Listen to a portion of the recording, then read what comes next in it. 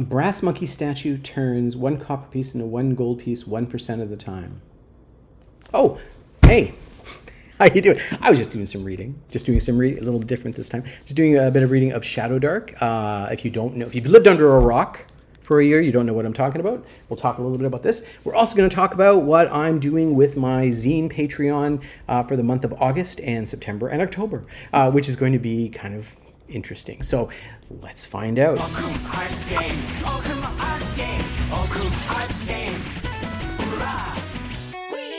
Wow, we're back.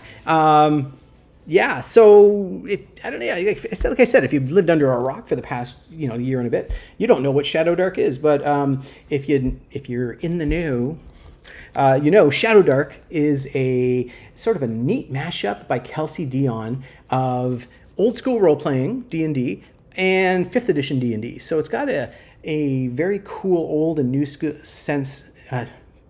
Old and new sense of what role-playing is. And I think this has been a great resource. I love the Kickstarter. I didn't know what to think when I supported it. It was during the whole Wizards of the Coast, just after the OGL incident, where a lot of people were, like, including myself, were like very down on this and very upset.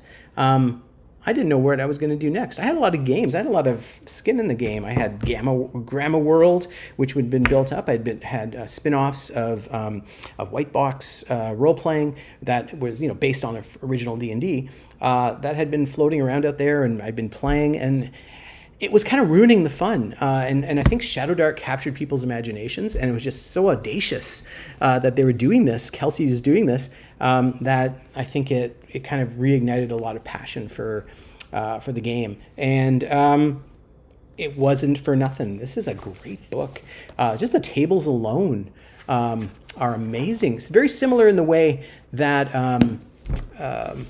Black Hack was just amazing for its tables and extra bits. This is really good, and the system itself. It feels like how I used to play D&D back in the 80s, which kind of made me think, what do I want to do with this? Whenever I get a game, I like to toy with it. So if you don't know the story, when I got Gamma World back in 1981, one of the first things I did with it was turn into a superhero game. And because I was reading a lot of comics at the time, and I like superheroes, so I thought it'd be a lot of fun to take those mutant rules and just throw them in the modern world, and now we have superheroes. So that's what I did. I took Gamma World and turned it into a superhero game, and I had a lot of fun with it. And that was kind of the foundation of what became my Champions campaign. And my Champions campaign became the foundation of my Save the Day adventures. Okay, so I can't leave anything alone. So when I was reading through Shadowdark and running through some adventures, I was thinking, there's some things in here that are really fun. There's things that remind me when I was running this when I was 13 years old, and couldn't help that. And what created this sort of modern version of D&D, this sort of modern sensibility and popularity?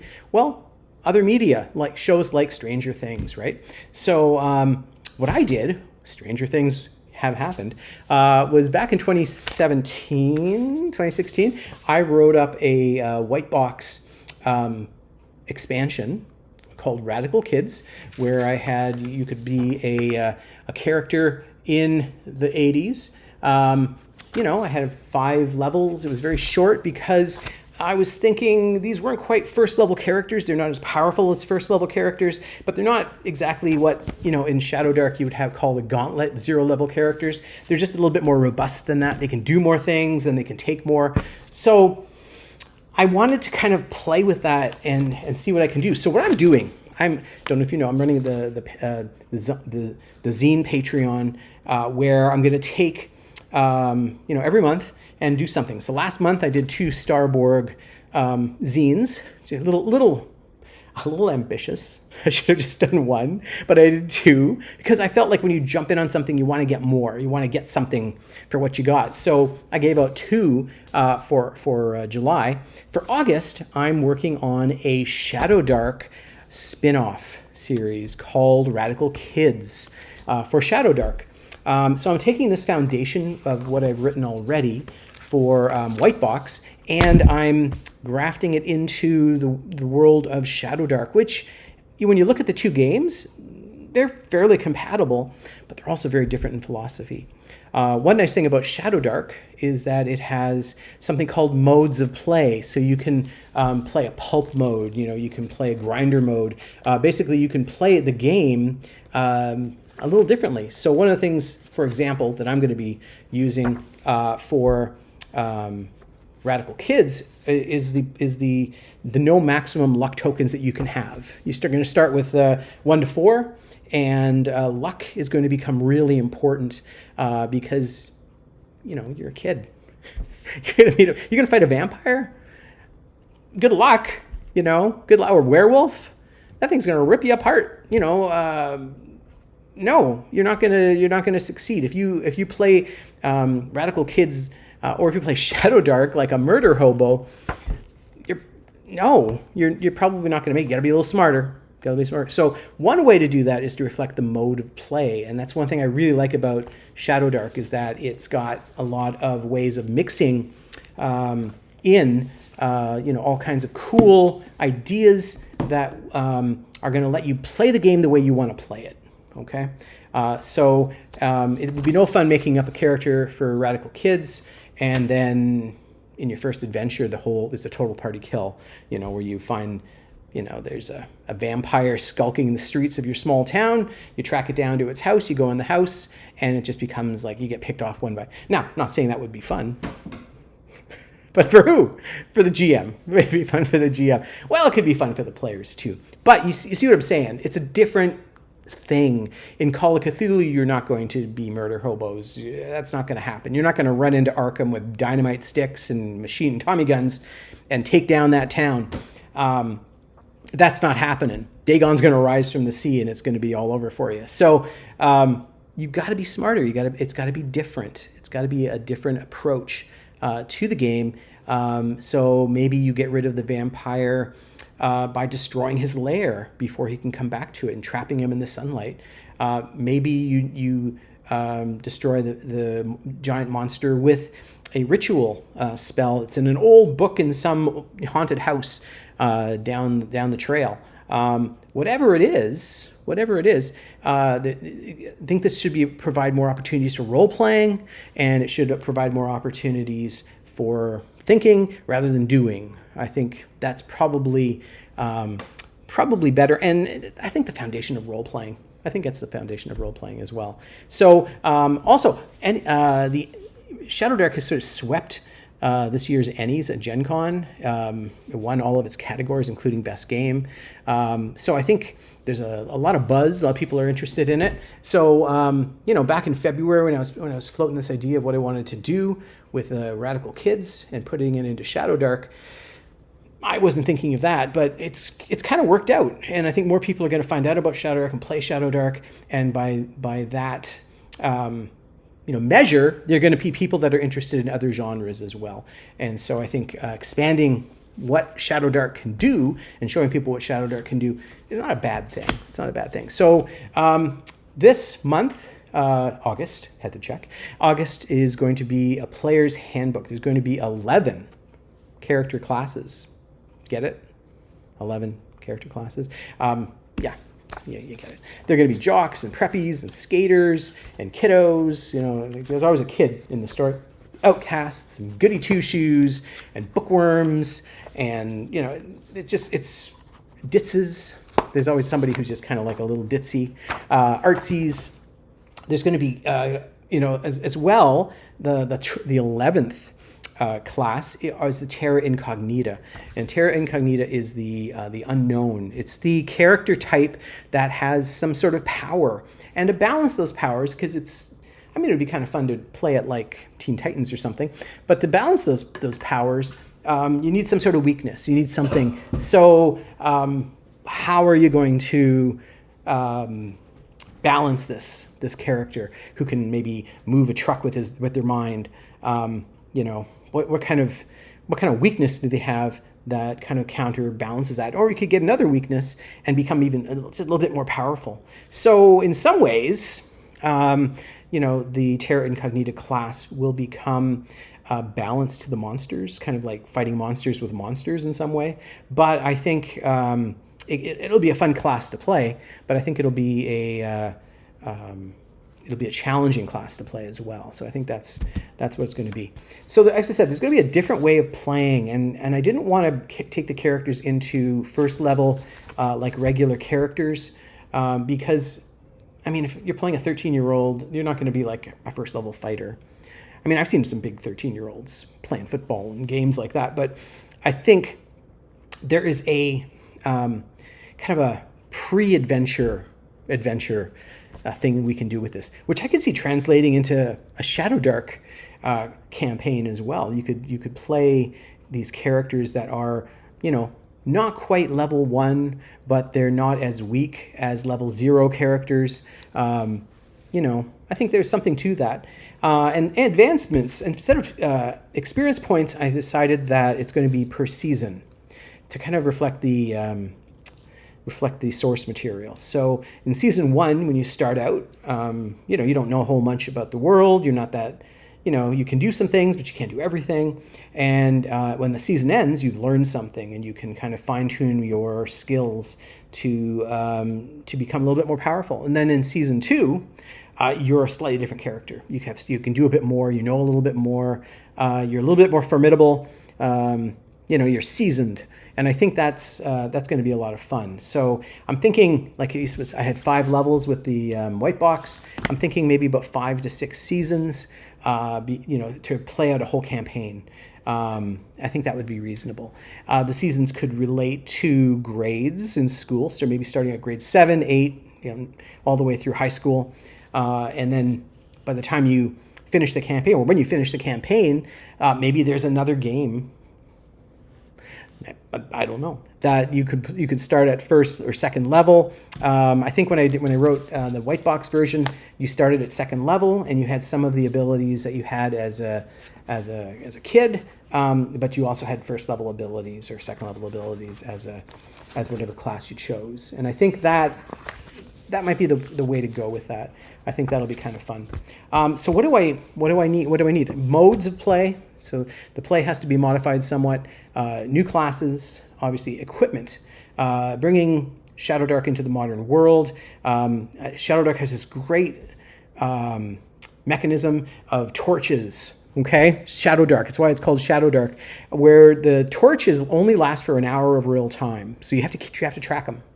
And 9 times out of 10, people are going to be like busy doing something in the game, and then all of a sudden all these monsters show up, and then they're in the middle of a half decent fight, and all of a sudden the torch goes out. Panic ensues. It's part of the fun of the game. Yes, it is part of the fun. It's a bit gimmicky, but it's got a lot of flavor, and I think it helps. So I think with a modern setting where you don't have torches running out, you got flashlights. Maybe the batteries aren't that great. It's the 80s. You don't have a cell phone. Well, no, you don't. If you had one, it would be about the size of a chair. Okay, it'd be big. You're not going to carry that around with you.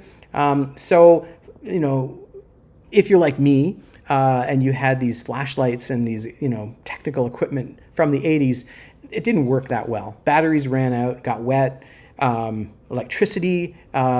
Part of the fun of something like Radical Kids is the isolation. So putting it in a small town or in a part of town that's kind of abandoned or isolated, where you're kind of on your own, you can't rely on adults. I think that's kind of a fun thing to do.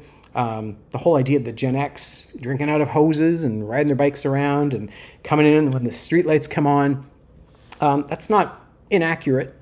It's a little idealized, but it's not inaccurate. So I think there is some of that can be put in. And I think one of the things I did want to do with the GM's guide, which is coming out in August, in September. August is the player's guide, and then September will be the GM's guide, is some rules on towns, making a community, and having that as a character in the game that's maybe created by the GM and the players, and then kind of lives and breathes and changes from season to season depending on what the characters do. Okay, I think that's kind of that's a fun meta thing that you can also have in there. So there's a lot of things that I want to add: new technology, new classes. It's stuff has and modes of play. Things are going to have to change somewhat for the game itself, and I think, I'm excited. I started writing this, as I said, in January, February, and then took a break from it. I've recently come back to it as the Zine Patreon has been kicking and screaming into existence, and I thought this would be a good kind of first thing to see through. Aside from Starborg, which kind of was based on my notes for my existing campaign for Morkborg Star Wars, I think this is kind of going to build on what I've already run in the past with this kind of setting. Things I've learned running it using Whitebox and how I can adapt that to Shadowdark, because I believe Shadowdark is a better system in the sense of there's less prep for the GM. You can get playing right away. It takes a lot quicker to roll up a character than a lot of games. So it's going to be something I think that we can really have fun exploring and having fun with. So I don't want to change the game too much. I like the systems, and I think there are some really cool things to keep. I just want to make sure that it feels right. You're not going to, like I said, you're not going to murder hobo your way through an adventure in Radical Kids.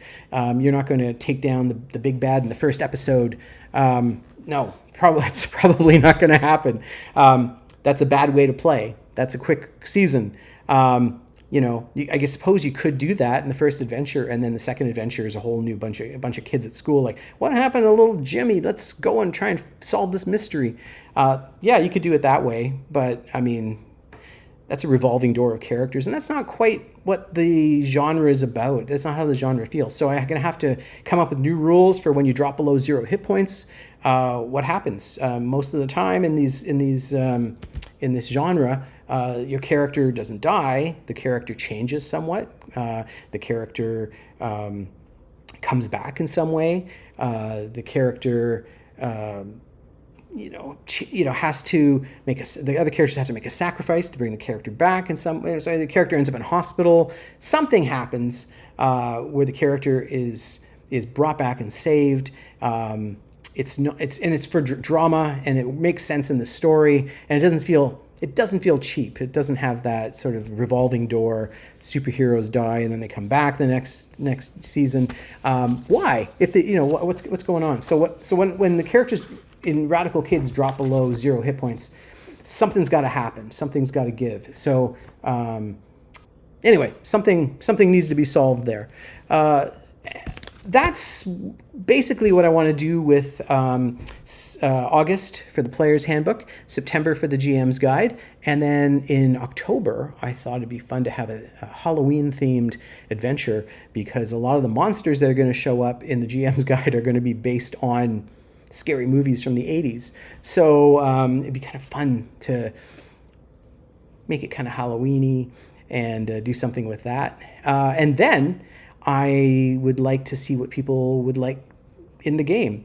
So if you can, leave a comment below, go to the Patreons for the Zine and leave some comments. Poke around, see what you like.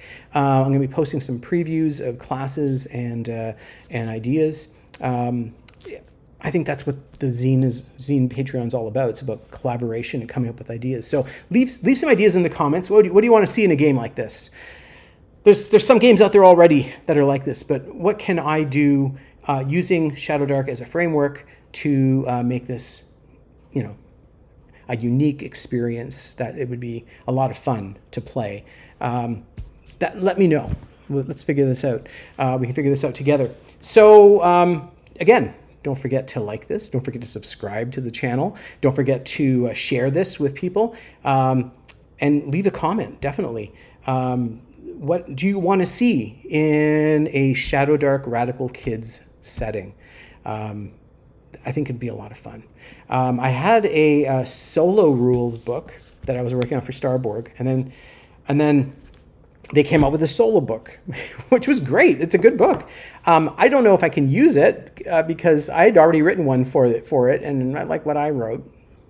But I think it would fit really well for building episodes of Radical Kids for solo play. That might be something I can develop in the winter after October. So let's see how it goes. Let's see what people are interested in. I've got a ton of ideas for other games as well. So I'm in no shortage of what I want to put out for that Patreon. But let me know what you want to see, okay? Anyway, that's enough of me talking. Toodaloo. Take care. See you later.